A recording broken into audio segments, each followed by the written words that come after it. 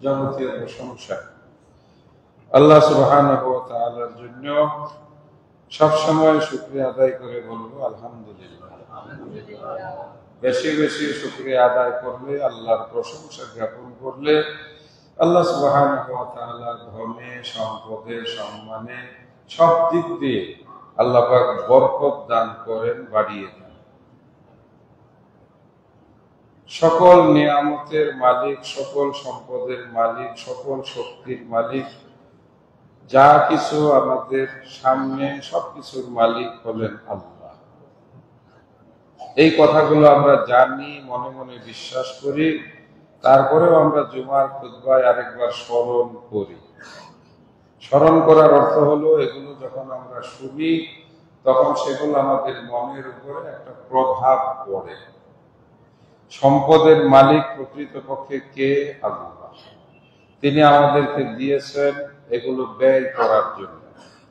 আমরা উপার্জন করব আল্লাহর হুকুম মতো, ব্যয়ও করব আল্লাহর হুকুম মতো। কিছু সম্পদ আমরা ব্যয় করি আমাদের নিজেদের জন্য, কিছু সম্পদ আমরা ব্যয় করি আমাদের পরকালের জীবনের জন্য। কিছু সম্পদ ব্যয় করা হয় আমাদের সৃষ্টিকর্তাকে খুশি করার জন্য। যারা হজ্জে গেছেন আলহামদুলিল্লাহ, ইতিমধ্যে তারা কাবায় পৌঁছে গেছেন। তাদের চিন্তা ভাবনা এখন একটাই বিষয়, তারা সুষ্ঠুভাবে সুন্দরভাবে হজ আদায় করবেন। ইসলামের পরিপূর্ণতা 5টি স্তম্ভের অন্যতম। বুনিয়াল ইসলাম আলা খামসিন শাহাদাতু আল্লা ইলাহা ইল্লাল্লাহ। প্রথম কথা হলো আল্লাহকে এই বলে বিশ্বাস করা, সাক্ষ্য দেওয়া আল্লাহ এক, তার কোনো শরীক নাই। তিনি ওয়াহদাহু লা শারীকা লাহু। আর মুহাম্মদ সাল্লাল্লাহু আলাইহি ওয়াসাল্লাম তিনি আল্লাহর প্রেরিত রাসূল এবং বান্দা, এই কথার উপরে বিশ্বাস স্থাপন করা। দ্বিতীয়, ওয়া ইকামিস সালাত, নামাজ কায়েম করা। ওয়া ইতাইজ যাকাত, যাকাতের সম্পদের একটি নির্দিষ্ট অংশ আদায় করা।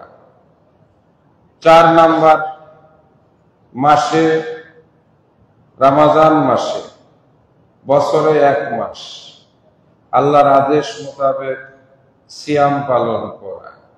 সর্বশেষ, শক্তি থাকলে, আর্থিক টাকা পয়সা থাকলে, মক্কা মদিনা পর্যন্ত যাওয়ার সুযোগ থাকলে, মদিনাও বললাম এই জন্য, মক্কায় যদি কেউ যায় সে মদিনা না হয়ে আসে না, তাহলে মনের ভিতরে একটা অপূর্ণতা কাজ করে।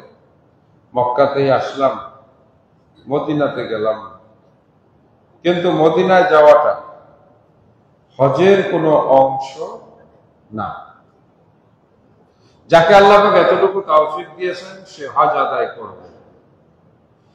যারা হজে যাওয়ার এই বছর চলে গেছেন আলহামদুলিল্লাহ, তার মানে আমরা ইতিমধ্যে কিন্তু হিসাব নিকাশে একটা গুরুত্বপূর্ণ সময়ের কাছে পৌঁছে গেছি। এই সময়টা খুব দামি সময়, খুবই মূল্যবান সময়। অনেকেই হয়তো হিসাব কিতাব ওইভাবে আমরা রাখতে পারি না। জিলহজ মাসের পরে একটা মাস আসে, সেই মাস জিলকদ মাসের পরে একটা মাস আসে, যেই মাসের নাম জিলহজ মাস। জিলহজ মাস আমাদের কাছে, মুসলমানদের কাছে, ইমানদারদের কাছে খুবই গুরুত্বপূর্ণ মাস। কি হয় ওই মাসে? জিলহজ মাসে হজ হয়, তাহলে এটা গুরুত্বপূর্ণ মাস না। জিলহজ মাসে আর কি হয়? আরাফার ময়দানে মুসলমানেরা, হাজিরা গিয়ে সারাদিন কান্নাকাটি করে। ইয়াউমে আরাফা, আরাফা দিবস আছে কোথায়? জিলহজ মাসে। জিলহজ মাসে আর কি হয়? সারা বিশ্বব্যাপী মুসলিম জনপদে আল্লাহকে খুশি করার জন্য মুসলমানেরা হালাল পশু জবাই দিয়ে তারা কুরবানি করে, আর কি আছে এই জিলহজ মাসে? কোরবানির আগে তারা ঈদুল আজহা 2 রাকাত সালাত মাঠে গিয়ে আদায় করে, যেই ঈদের নাম আমাদের বাংলাদেশে কোরবানির ঈদ। কোন কোন এলাকায় বড় ঈদ, বকরা ঈদ। বকরা কেন? বকরি জবাই করে। এই জন্য মুসলমানদের জন্য আল্লাহ পাক 2টি ঈদ উৎসব উপহার দিয়েছেন। একটি হলো মাস ব্যাপী সিয়াম বা রোজা রাখার পর মাঠে গিয়ে 2 রাকাত সালাত আদায় করা, ঈদুল ফিতর। আরেকটি হলো আল্লাহকে খুশি করার জন্য আল্লাহর রাস্তায় পশু জবাই করে যে উৎসব পালন করা হয়, ত্যাগের। এই উৎসবের নাম কি? ত্যাগের উৎসব, ভোগের উৎসব নয়। সেটাই হলো ঈদুল আজহা। এই ঈদুল আজহা যেই মাসে সংগঠিত হয় সেই মাসটারই নাম হলো জিলহজ মাস। আর জিলহজ মাস সম্পর্কে আমাদের নবী মুহাম্মদুর রাসূলুল্লাহ সাল্লাল্লাহু আলাইহি ওয়াসাল্লাম সহিহ হাদিস, মা মিন আইয়ামিন আহাব্বু ইনদাল্লাহি, কোন দিন নাই, এমন কোন দিন বা সময় নেই যেটা আল্লাহর কাছে এত বেশি প্রিয়, আল্লাহর পছন্দের। তাহলে 1 বছরের ভিতরে যত সময় আছে, এই পূর্ণাঙ্গ সময়ের মধ্যে আল্লাহ পাকের কাছে সবচাইতে আহাব্বু শব্দ ব্যবহার করা হয়েছে, ইনদাল্লাহি, আল্লাহর নিকট। কোন সময়টা? জিলহজ মাসের প্রথম 10 দিনের ইবাদত। কোন মাসের ইবাদত? জিলহজ মাসের ইবাদত। জিলহজ মাস আসতে বাকি আছে কয়দিন? মাত্র কয়েক। আগামী জুমার আগেই, যার জন্য আজকে এই আলোচনার সূত্রপাত মনে করিয়ে দেওয়া, কারণ আমাদের তো খেয়াল থাকে না। আল্লাহ পাক এই কোরআন মাজিদের ভিতরে বহু জিনিসের, সূর্যের, চন্দ্রের, তারপরে রাত্রের, দিনের, জমিনের, তারকার, ফল ফলান্তির, যেমন তিন, জাইতুন, এইসব জিনিসের আল্লাহ পাক কসম করেছেন। আবার তিনি সময়েরও কসম করেছেন। ওয়াল্লা আসরে, আসরের সময়ের কসম। ওয়াল্লাইলি, রাতের কসম। ভোরে, সকালে, প্রত্যুষে, সূর্য ওঠার আগে যে পরিষ্কার পরিবেশ তৈরি হয়, এই সময়েও আল্লাহ পাক কসম করেছেন। ওয়াদ-দুহা, ভোরের কসম। আর আল্লাহ সুবহানাহু ওয়া তাআলা যেখানে এই 10 দিনের আলোচনা করেছেন, সেখানে তিনি কসম করেছেন ফজরের সময়ের কসম। ওয়াল ফজরি, ফজরের কসম। সম্মানিত উপস্থিতি, আলোচনার মূল শিক্ষা, জিলহজ মাসের প্রথম 10 দিনের গুরুত্ব। নিয়ত করে ফেলি, ইন্নামাল আমালু বিন্নিয়াত। আমি বললাম, কত সুন্দর করে বলতে পারলাম, কত মজা লাগলো শুনতে। এটা কিন্তু মূল উদ্দেশ্য না। মূল উদ্দেশ্য কি? আমি যা শুনলাম আমি তা মানব ইনশাআল্লাহ, ইনশাআল্লাহ। রাসূলের হাদিসটি আমি আরেকবার শোনাই, এটা বুখারী মুসলিম সহ প্রায় অধিকাংশ হাদিসের কিতাবে আসছে। মা মিন আইয়ামিন আহাব্বু ইনদাল্লাহি, রাসূল সাল্লাল্লাহু আলাইহি ওয়াসাল্লাম বলেন, সারা বছরের মধ্যে এমন কোন দিন নাই যেই দিনগুলো আল্লাহ তাআলার কাছে এত প্রিয়, যেই দিনগুলোর ইবাদত আল্লাহ তাআলার কাছে এত পছন্দের। মিন কোন দিনের? জিলহজ মাসের প্রথম 10 দিনের।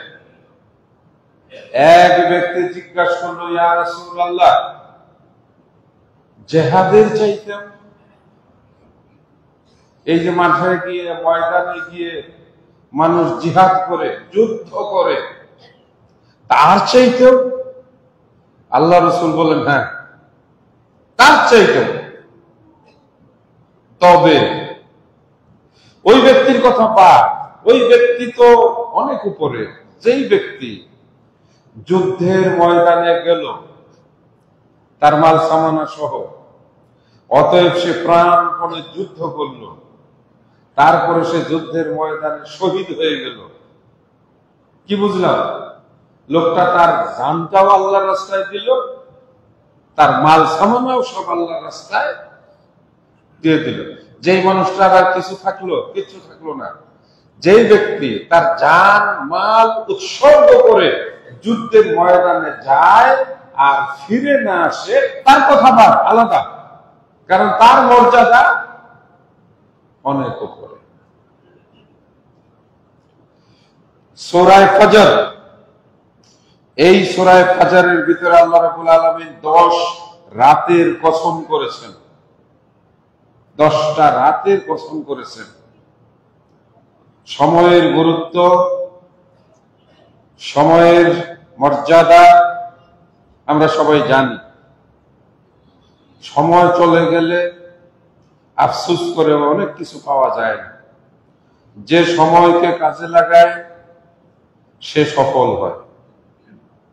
কোন ছাত্র যদি পরীক্ষার সময় পড়াশোনা না করে খালি মোবাইল চালায়, তারপরে যদি তার পরীক্ষার ফল খারাপ হয়, বুড়া বয়সে গিয়ে আফসোস করলে কি কোনো লাভ হবে? অনেকেই করে। আমার বাবা স্কুলে পাঠাইছিল ঠিকই, আমি না স্কুল থেকে দেওয়ালের উপরে লাফাই পালাই চলে আসছিলাম। যদি না আসতাম তাহলে আজকে কিন্তু আমিও একটা কিছু হইতাম। ওই আফসোসে লাভ আছে? এটা অনেকেই বলে,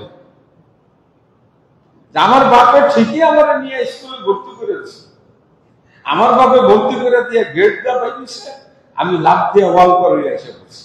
এটা আবার শেষ বসে গপ্পও করে বলে, ইস, ওই সময় যদি না পালাইয়া পড়াশোনাটা করতাম তাহলে আমিও তো আজকে বাংলাদেশের একটা কিছু হইতাম। এই জন্য বলা হয় সময় এবং স্রোত, time and tide work for none. সময় গেলে নাকি সাধন হয় না। মাঝে মাঝে কিছু সময় আসে মানুষের জীবনে, ওই সময়গুলোকে হাতে দাঁতে দাঁত দিয়া কামড়ায় ধরতে হয়। একটু কষ্ট হইলেও এমনই এক মহামর্যাদাপূর্ণ দামি সময়, মূল্যবান সময় আর কয়েকদিন পরে আমাদের সামনে আসতেছে। বলেন এই আলহামদুলিল্লাহ। 10 রাত 10 দিন, জিলহজ মাসের প্রথম 10 দিন। যেই 10 দিনের ভিতরে রব্বুল আলামিন হজ্জের আয়োজন রেখেছেন। 8 তারিখ, আল্লাহুম্মা লাব্বাইক লাব্বাইক লা শারীকা লাক লাব্বাইক ইন্নাল হামদা ওয়ান নি'মাতা লাক ওয়াল মুলক লা শারীকা লাক। হাজী সাহেবরা ওই দিনটার আশায় বসে আছেন। আবার কয়েকদিন পরেই চাঁদ ডুবে, অতএব 7 তারিখ রাত্রেই তাদেরকে এলান করে দেওয়া হবে। হাজী সাহেবরা রেডি হয়ে যান, গোসল করেন, 2 টুকরা কাপড় পরেন, আল্লাহর সামনে আত্মসমর্পণ করেন।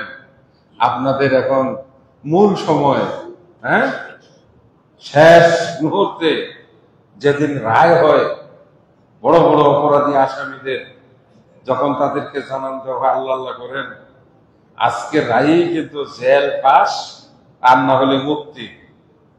হ্যাঁ, বাড়িতে নিজের স্ত্রী ছেলে মেয়েরা রোজা রাখে, সৎকা করে, ওয়াইফ সারা রাত কাঁদে, আজকে আগামীকাল কোর্টে আমার স্বামীকে তোলা হবে। বিচারক যদি খালি লেখা দেয় ফাঁসি, ফিরানোর কেউ নাই। বিচারক যদি লেখা দেয় মাপ, জেলখানায় আর থাকার কোন সুযোগ নাই। কি কঠিন এই মাস সেই মাস, আমি বুঝাইতে পারছি কিনা জানি না। এই যে জিলহজ মাস আসতেছে, রায় হবে যারা হজে গেছে। হ্যাঁ, জেলখানার একটা পোশাক আছে আলাদা, দেখলেই বোঝা যায়।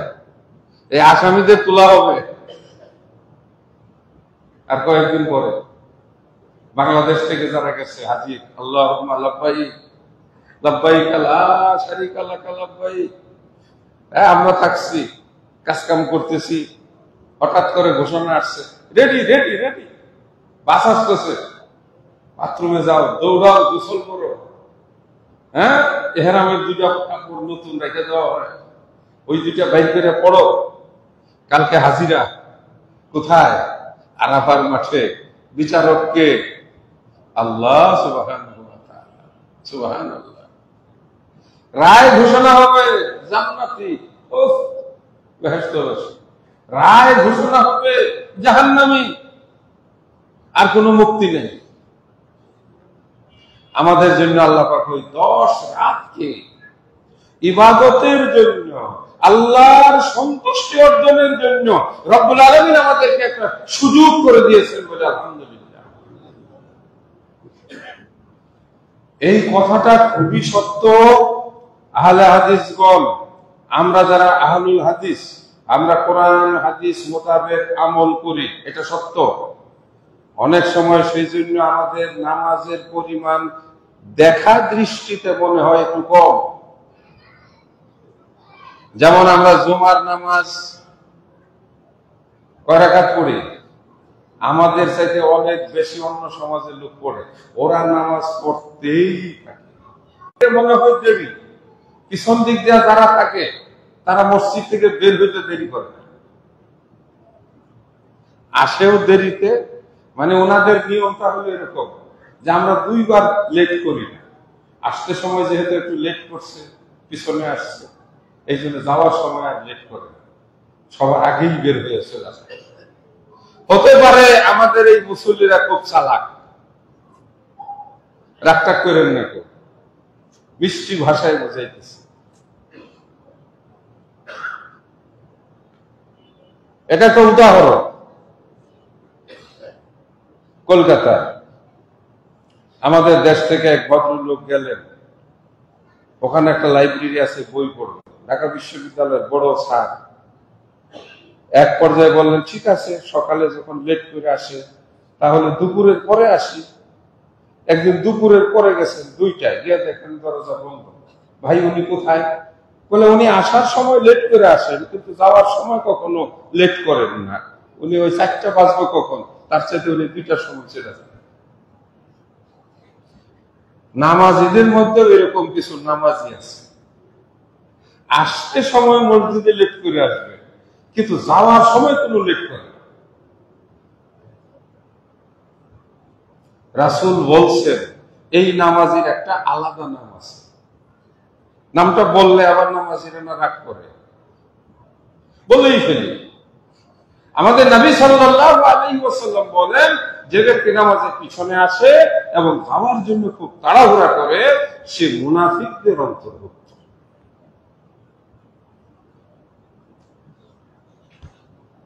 যারা প্রথমে নামাজে আসে তাদেরকে উটের কুরবানি দেওয়া, কুরবানির সওয়াব দেওয়া হয়। এই যে কুরবানি আসতেছে, কুরবানির প্রসঙ্গেও কিছু কথা বলতে হবে। আজকে বেশি বলছি ইবাদতের বিষয়ে। সামনের কাতারে এসে বসলে সওয়াব বেশি হয়। প্রত্যেক রাকাত নামাজে যারা সামনে থাকে তাদের মর্যাদা আল্লাহর কাছে অনেক বেশি হয়।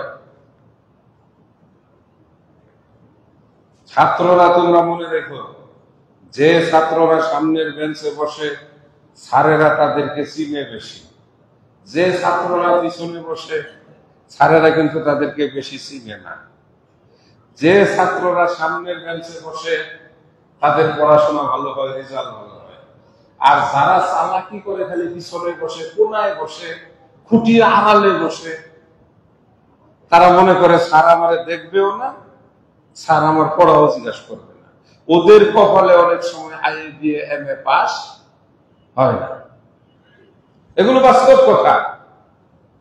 মাঝে মাঝে যারা পিছনে পড়েন জিদ করে, গত শুক্রবারে পিছনে পড়ছিলাম, খতিব সাহেব কি কঠিন কঠিন কথা বলছে, আমার এমন রাগ উঠলো। আলহামদুলিল্লাহ, আপনার যদি রাগ উঠা থাকে তাহলে বুঝবো যে আমার খুতবায় অ্যাকশন হয়েছে, ঔষধ অ্যাকশন হয়েছে। তবে রাগ করে যদি বলে যে মসজিদেই যাবো না, তাহলে বলবো খুতবা রিঅ্যাকশন করছে। ভালো করার জায়গায় কি করছে? রোগীর অবস্থা খারাপ করছে। আর যদি বলেন যে ইনশাআল্লাহ আগামী শুক্রবারে খতিব সাহেবের পিছনে বসবো, তাহলে বলবো যে ঔষধের ভালো কাজ হয়েছে। মাঝে মাঝে সামনের কাতারও চলে আসবেন। আস-সাবিকুন আল-আউয়ালুন, সূরা ওয়াকিয়া নামে একটা সূরা আছে।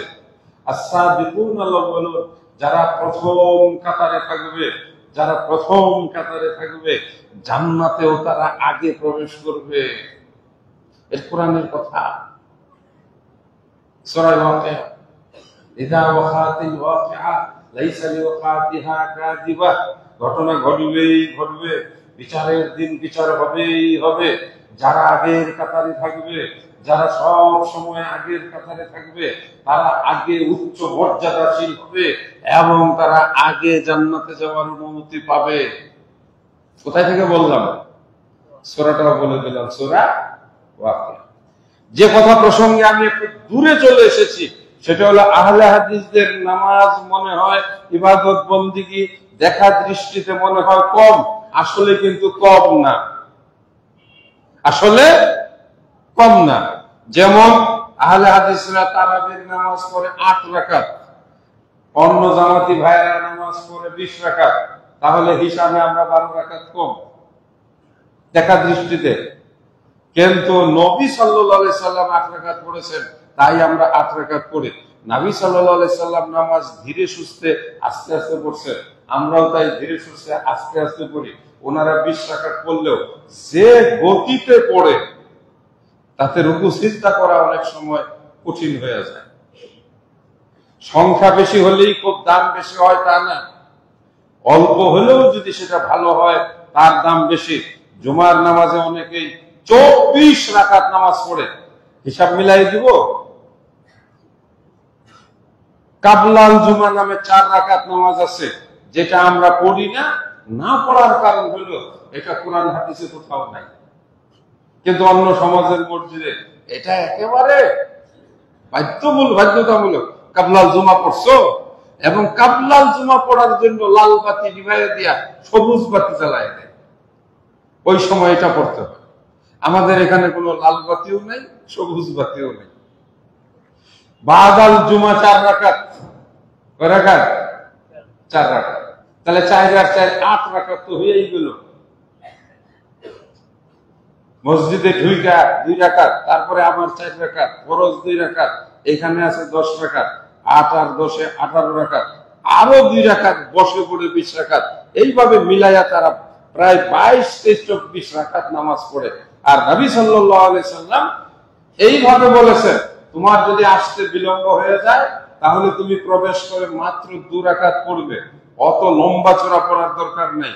রাসূল বলছেন, সল্লি রাকাতাইনে, 2 রাকাত পড়ো, খাফিফাতাইনে, একটু হালকা করে। হালকা মানে কি? লম্বা চড়া না। তারপরে তুমি বসে যাও, খতিবের খুতবা শোনো, নামাজের আর দরকার নেই। এইবার ইমামের সঙ্গে 2 রাকাত হলো, কয় রাকাত? 4 রাকাত।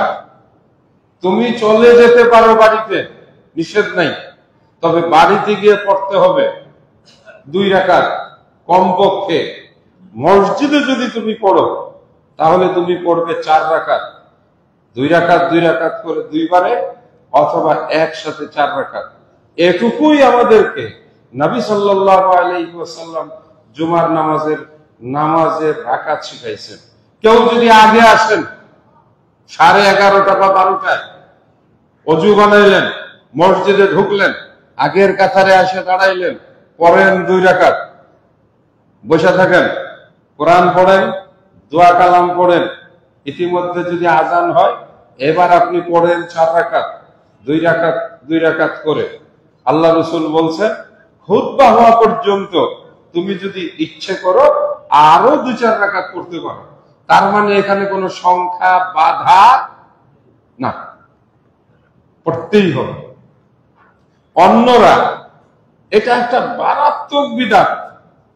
যোহর কাজা 4 রাকাত, তখন হিসাব করছিলাম কত, 20 রাকাত হয়েছিল, আরো 4 রাকাত রয়ে গেছে। যোহর কাজা, ওটার নামই হলো কি যোহর কাজা। মানে আমরা যে দুপুর বেলায় শনি রবি সোম মঙ্গল বুধ বৃহস্পতি এই কদিন আমরা দুপুরে কি করি? জোহরের নামাজ। কয় রাকাত ফরজ? 4 রাকাত। শুক্রবারে তো পড়তে পারলাম না, শুক্রবারের নামাজ পড়লাম 2 রাকাত।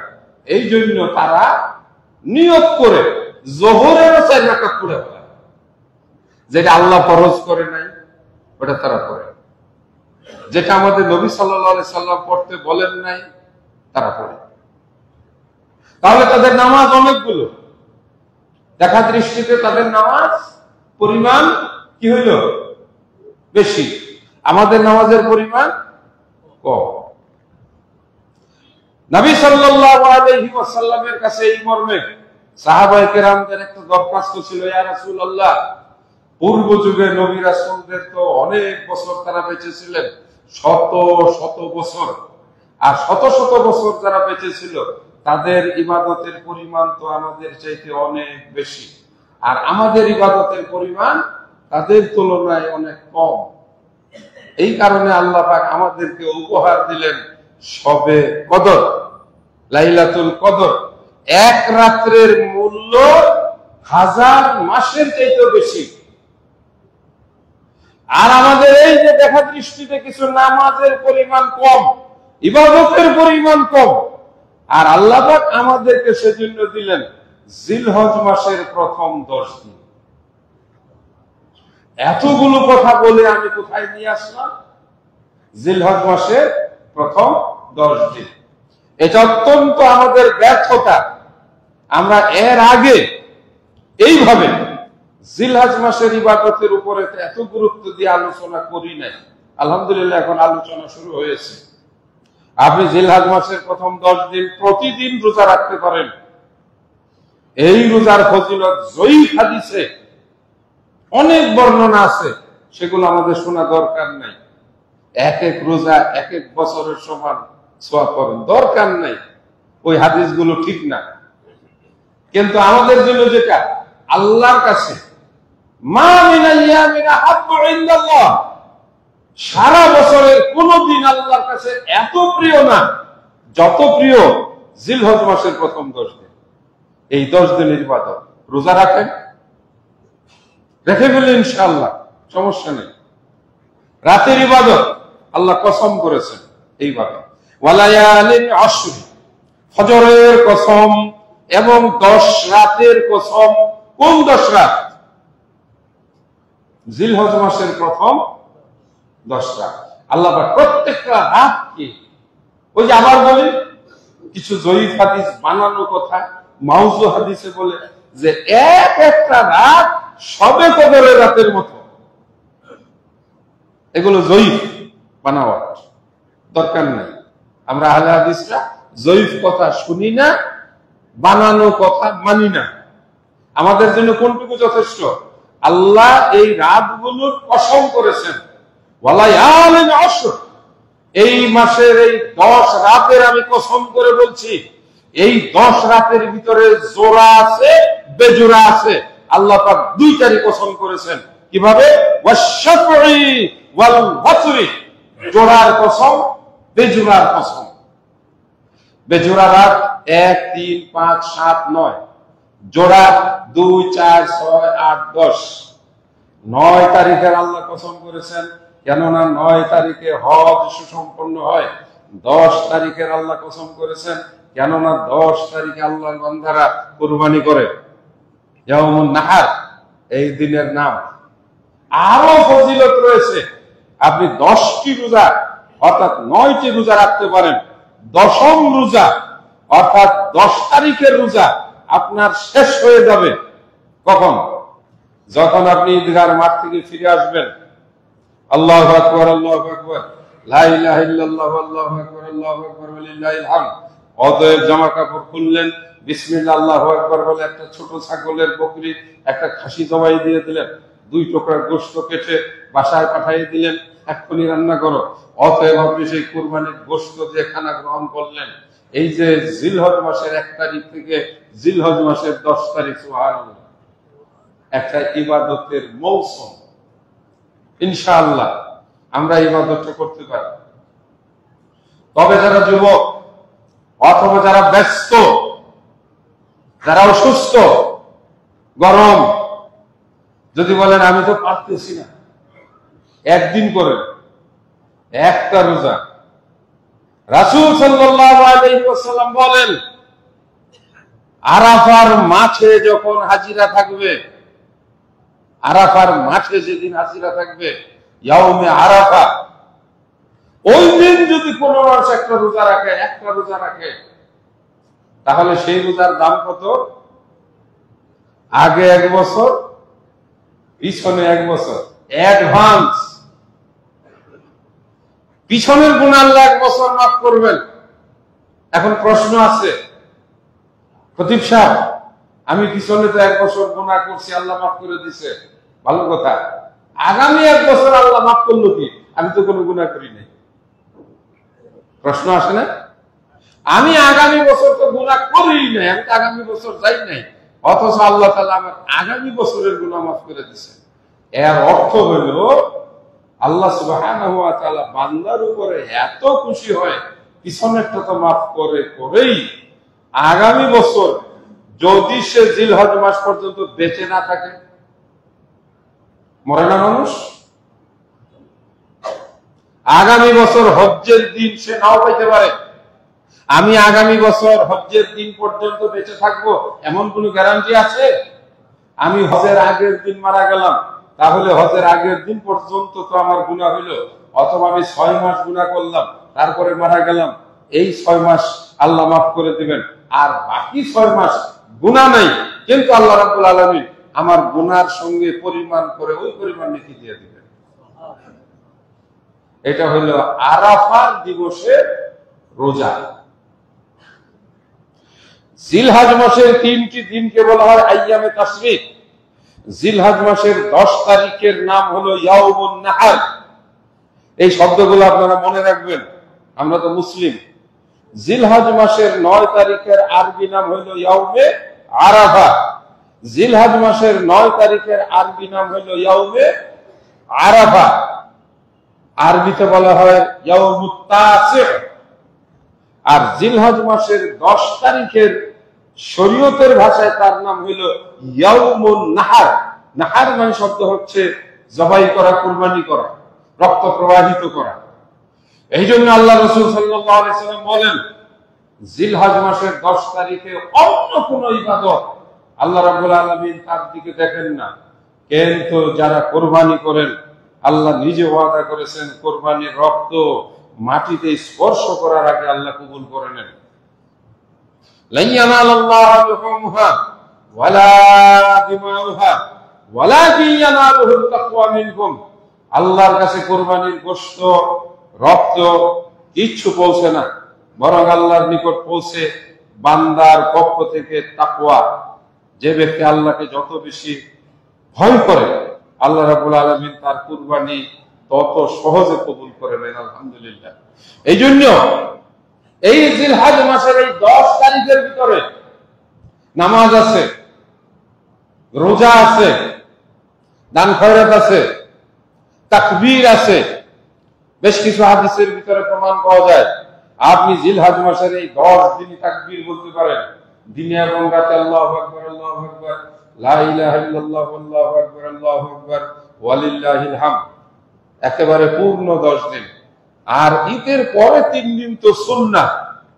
এই দিনগুলোতে আপনি তাকবীর বলবেন, আপনাকে আল্লাহ পাক মুস্তাহাব আমল হিসাবে আপনার অগণিত সওয়াব দান করবেন ইনশাআল্লাহ।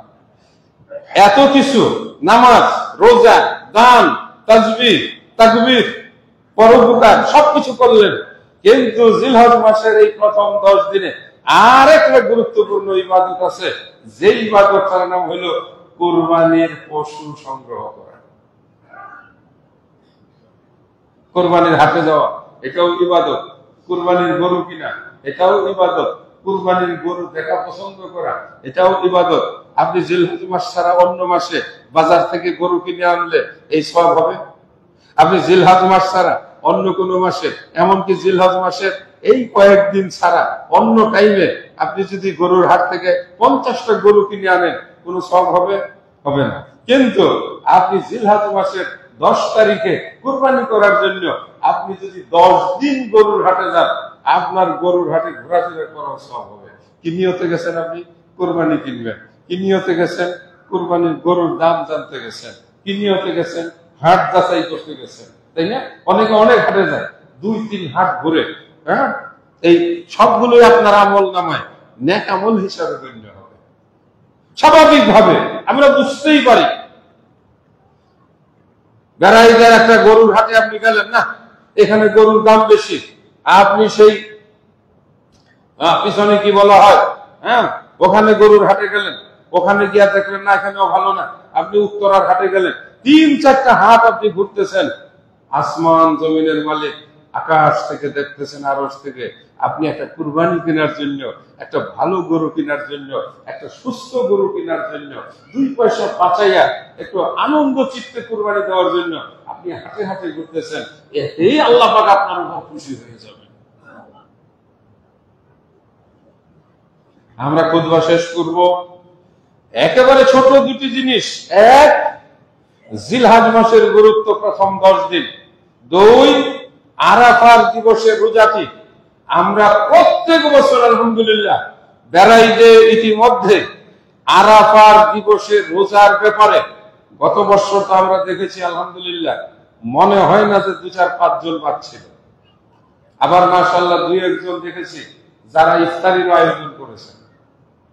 5-7-10 জনে মিলেও করা যেতে পারে, মহল্লা ভিত্তিক করা যেতে পারে, যেন আমরা যারা রোজা রাখবো আমরা আমাদের মসজিদে একসাথে বসে ইফতার করব। কোনো নিষেধ নেই। আপনি রোজা রাখলেন এবং ইফতার করলেন। যেদিন আরাফার মাঠে হাজী সাহেবগণ থাকবেন, রাতের বেলায় আপনি তাহাজ্জুদে নামাজ পড়বেন, যেমন ভাবে আমরা তারাবি পড়েছি। দিনের বেলায় আপনি রোজা রাখবেন যেইভাবে আমরা রোজা রেখেছি।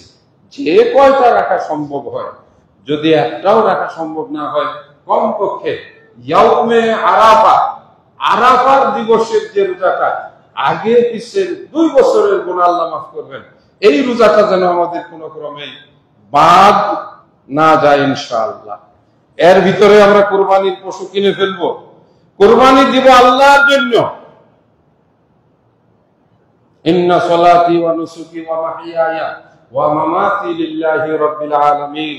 এই আয়াতটা বলার আগে আমি একটু থেমেছিলাম।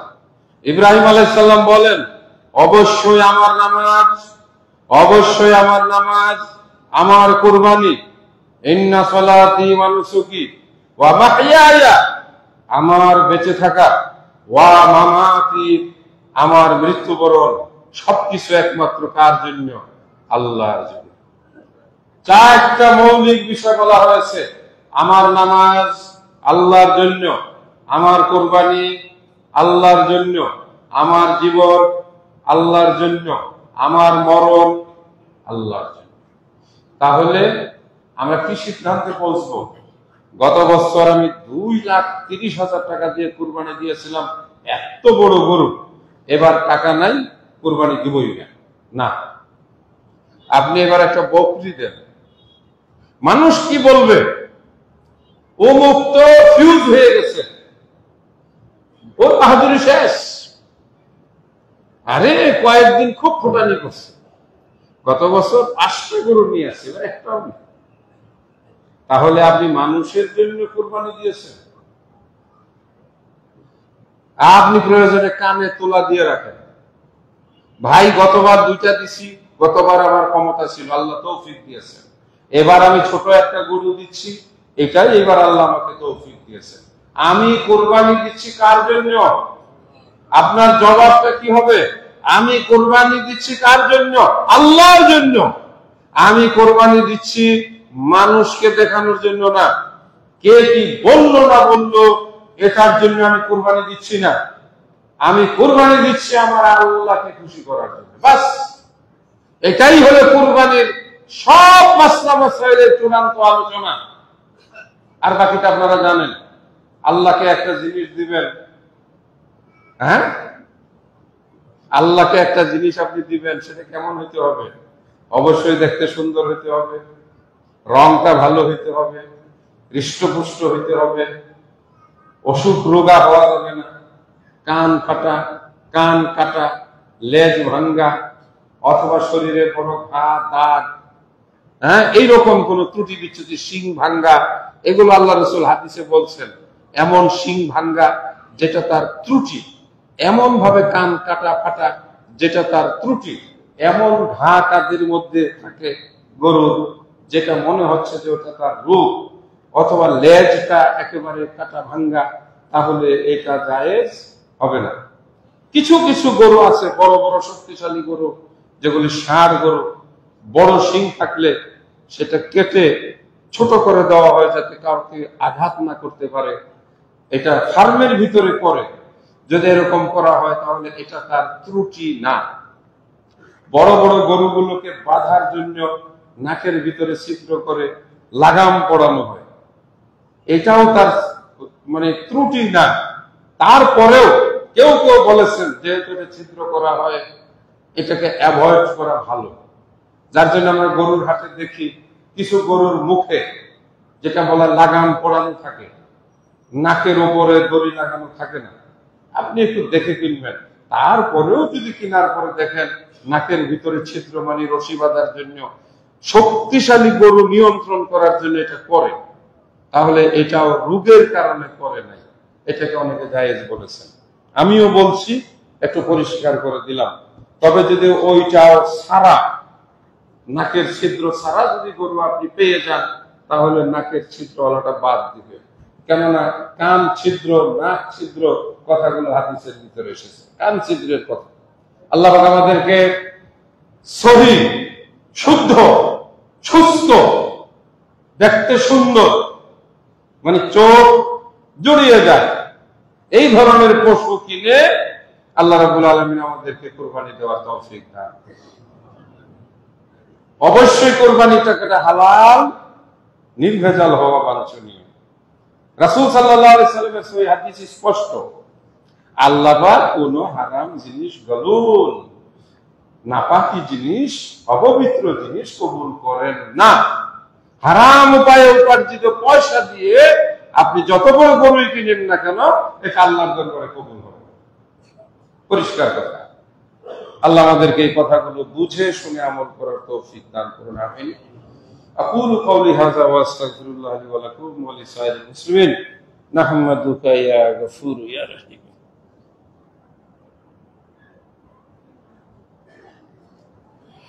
আলহামদুলিল্লাহ ওয়াহদাহু ওয়াসসালাতু ওয়াসসালামু আলা মান লা নাবিয়্যা বা'দা।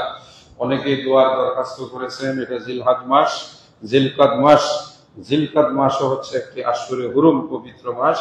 এই মাসে হাজী সাহেবগণ হজের জন্য যায়, পরের মাসে হাজী সাহেবগণ হজ সম্পাদন করেন। আমরা এমনি একটি গুরুত্বপূর্ণ সময় আল্লাহর কাছে দোয়া করি। যারা যারা দোয়ার দরখাস্ত করেছেন আল্লাহ তাদের মৃত বাবা,